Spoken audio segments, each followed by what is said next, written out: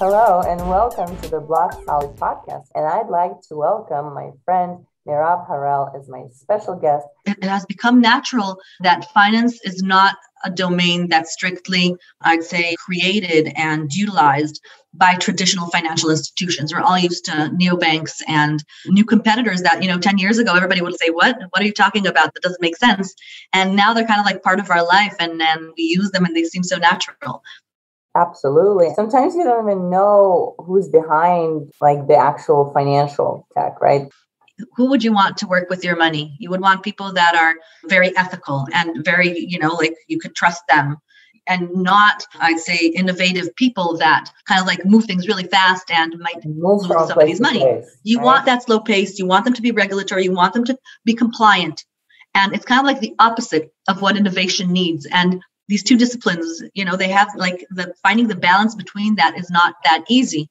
Hopefully one day you can be your own investment bank, right? So that's what we're kind of hoping to do with SolidBlock, invest in your own projects, create your own projects, create your own ETFs based on real assets, create your own economy in a way.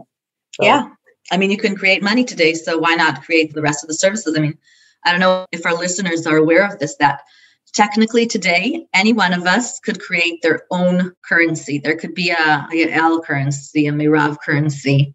It's not just Libra and big companies that have the ability to do that. Technologically, any person, anywhere, or anybody could create their own money. It's not that, I think that we're not at the point yet where we know what the use case for regular people is. I mean, what will we do with a Meirav token or with a Harel token? The business case has not yet been developed, right?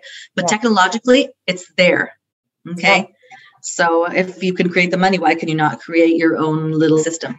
I've seen that use case being very useful actually for identity, right? You can create your digital identity that then you can lend it out, or give it out to banks and other type of online entities that can easily recognize who you are, right? Right now, our data as people does not belong to us.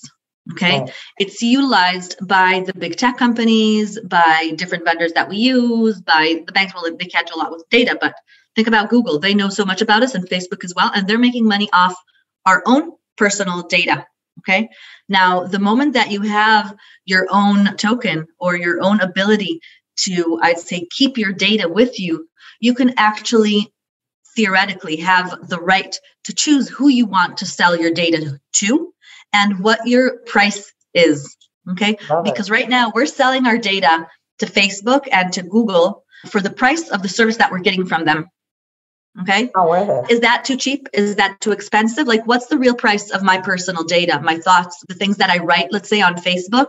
Are they worth more or less than the service that I'm getting from Facebook? That's a question, right?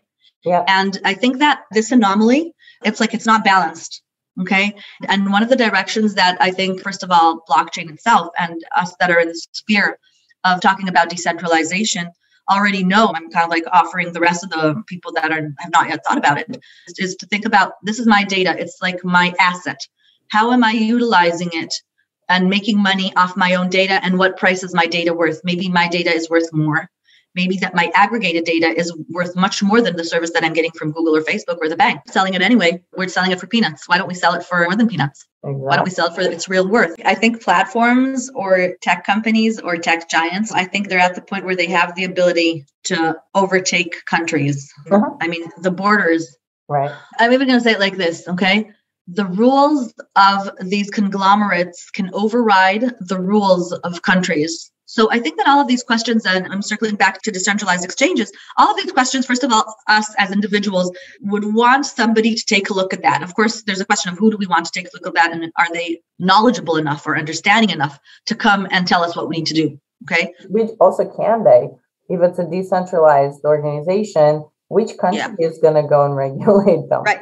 Like international airspace, Right. Yeah, I know. Zone.